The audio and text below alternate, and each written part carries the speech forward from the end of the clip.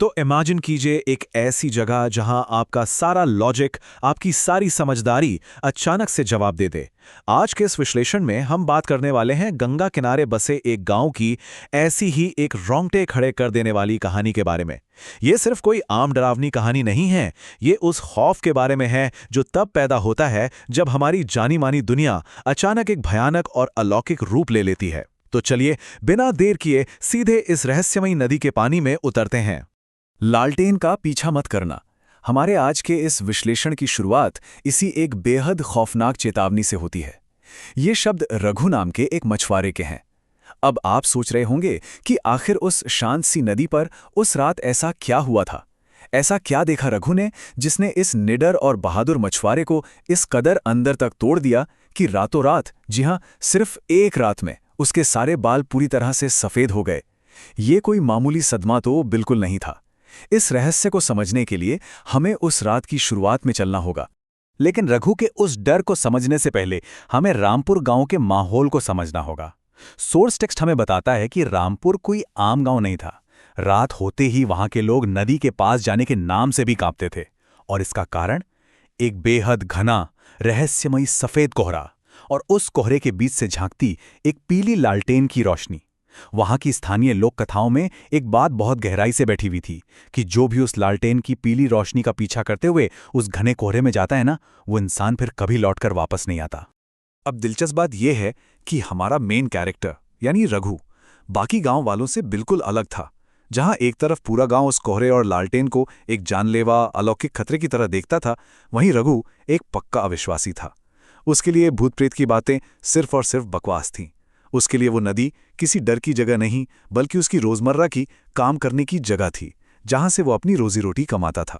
और सच कहूं तो लॉजिक और अपने रूटीन पर उसका यही अंधा विश्वास वो पहली सीढ़ी बनी जो उसे उस रात उस खौफनाक नदी में ले गई।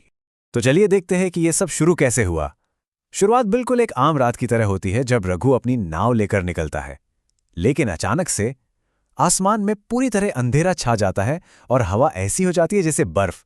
मतलब ये कोई नॉर्मल मौसम का बदलना नहीं था, ये बिल्कुल अननेचुरल था। इसके तुरंत बाद पूरी नदी पर एक भयानक सफेद धुंध छा जाती है। धुंध इतनी ज्यादा घनी कि रघु को अपनी खुद की नाव भी ठीक से दिखाई नहीं दे रही थी। वो पूरी तरह से भटक जाता है और ठीक उसी पल दूर उस घुप अंधेरे में एक हल्की पीली रोशनी प्रकट होती है। जैसे ही रघु उस रोशनी को ध्यान से देखता है, कहानी में एक अजीब सा तनाव आ जाता है। सोर्स टेक्स्ट में इस दृश्य को बहुत ही खौफनाक तरीके से बताया गया है। लालटेन किसी नाविक के हाथ में नहीं थी, बल्कि सफेद कपड़ों में एक छोटी सी लड़की उसे थामे हुई थी। और सबसे डराने वाली बात, वो नंगे पैर सीधे गंगा के उस बर्फ जैसे ठंडे पानी की सतह पर खड़ी थी। जरा सोचिए, विज्ञान और तर्क के सारे नियम यहीं टूट जाते हैं। पानी पर ऐसे खड़े होना फिजिकली इम्पॉसिबल है। एक लॉजिकल इंसान के लिए यह नज़ारा उसकी पूरी दुनिया हिला देने वाला था। यहां से यह साफ हो जाता है कि रघु अब हमारी और आपकी इंसानी दुनिया की हदों से बाहर जा चुका था। इस इम्पॉसिबल सी चीज को देखकर जाहिर है रघु का गला सूख गया। वो बहुत घबराहट में आवाज लगाता है, ए, तुम कौन हो? उसे लगा शायद वो आकृति कुछ बोलेगी, कोई रास्ता बताएगी, लेकिन जवाब में एकदम सन्नाटा। वो प्रेत कुछ नहीं बोलता। इसके बजाय वो छोटी लड़की बस बहुत ही शांति से अपना हाथ उठाती है और रघु को अपने पीछे पीछे उस अंधी कर देने वाली धुंध में और अंदर आने का इशारा करती है। बिना कुछ बोले किया गया ये इशारा सच में साइकोलॉजिकली सबसे ज्यादा डराने वाला पल था। और अब जो संवेदी या सेंसरी बदलाव होता है ना, वो वाकई रोंगटे खड़े करने वाला है। डर के बावजूद रघु उस लालटेन का पीछा करने लगता है, क्योंकि भटके हुए इंसान के पास कोई और चारा भी तो नहीं होता। लेकिन जैसे जैसे वो आगे बढ़ता है, नदी का पानी असामान्य रूप से शांत हो जाता है। बिल्कुल शांत, ना कोई हवा, ना कोई लहरें। पूरी जगह एक ऐसे सन्नाटे में डूब जाती है जैसे कोई कब्र हो। वहां सिर्फ दो ही चीजें थीं, रघु के चप्पू की हल्की सी छप छप की आवाज और उस लड़की के कदमों के साथ हिलती हुई वो पीली लालटेन। और फिर आता है वो भयानक पल जहां खौफ की परतें खुलना शुरू होती हैं। अचानक उस सन्नाटे को चीरते हुए रघु की नाव किसी चीज से जोर से टकराती है। जब वो नीचे पानी में झांकता है तो उसे एक सूजी हुई सफेद आंखों वाली लाश तैरती हुई दिखाई देती है। रघु बुरी तरह घबराकर पीछे हटता है, लेकिन तभी उसे दूसरी लाश दिखती है, फिर तीसरी, और तब जाकर उस पर एक खौफनाक सच्चाई टूट पड़ती है। पूरी की पूरी नदी लाशों और पुरानी हड्डियों से भरी पड़ी है। वो नाव लेकर पानी पर नहीं, बल्कि पानी में डूबे एक विशाल कब्रिस्तान के ऊपर तैर रहा था। उस डरावने दम घोटू सन्नाटे को आखिरकार उस छोटी लड़की की धीमी सी आवाज तोड़ती है। वो कहती है, ये सब रास्ता भूल गए थे। ये कोई नॉर्मल बात नहीं थी, ये उस स्थानीय किंवदंती का वो भयानक सच था जिसे रघु हमेशा झुठलाता आया था। ये उन सारे लोगों का अंजाम था जिन्होंने गांव वालों की चेतावनियों को इग्नोर किया और कोहरे में उस पीली रोशनी के पीछे पीछे चले आए। लड़की के ये शब्द रघु के लिए एक सीधा मैसेज थे कि अब वो भी इसी कतार में शामिल हो चुका है। रघु कांपते हुए पूछता है कि वो कौन है, और ठीक इसी मोमेंट पर कहानी का हॉरर अपनी बिल्कुल पीक पर पहुंच जाता है।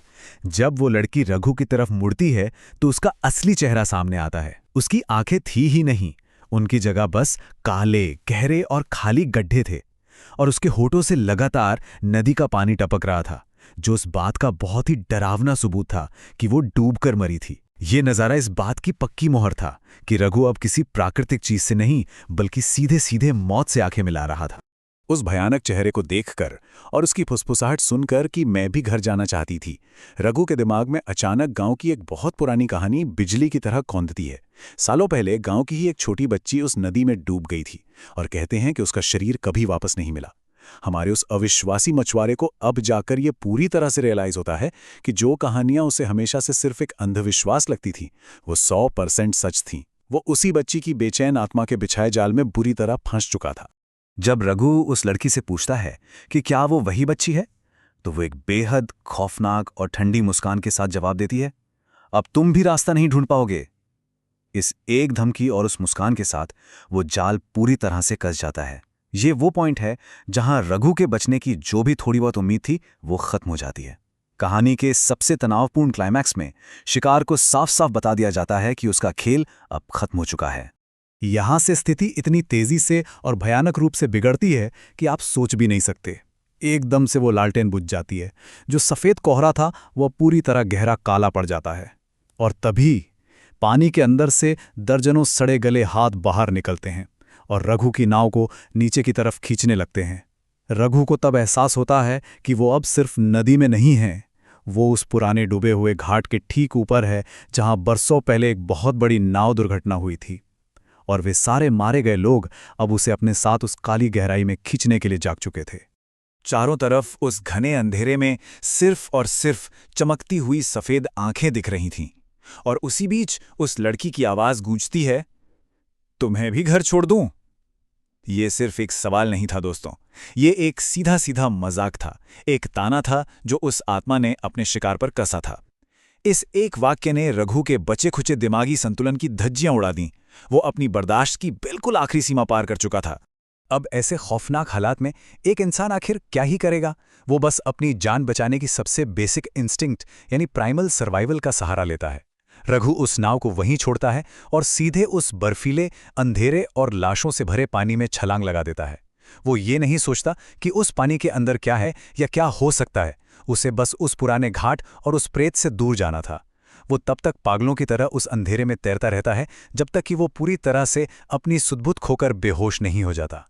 इस एक रात ने रघु पर कैसा भयानक शारीरिक और मानसिक असर डाला, ये सच में डरा देने वाला है।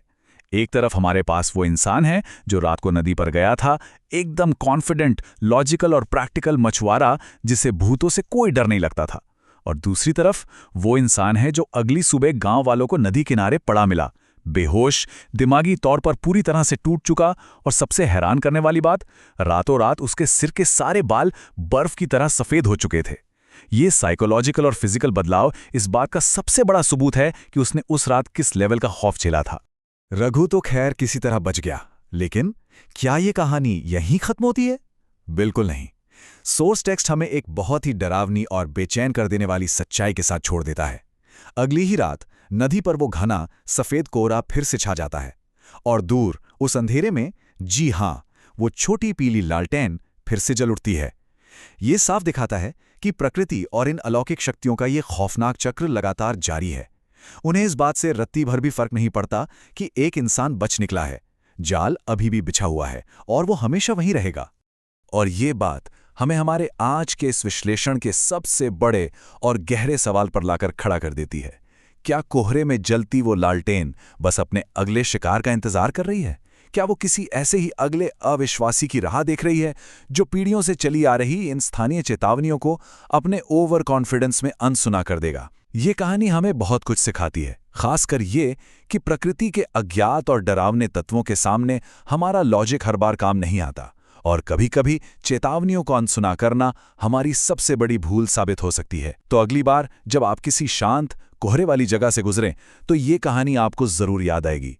आज की इस चर्चा में हमारे साथ जुड़ने के लिए बहुत बहुत धन्यवाद।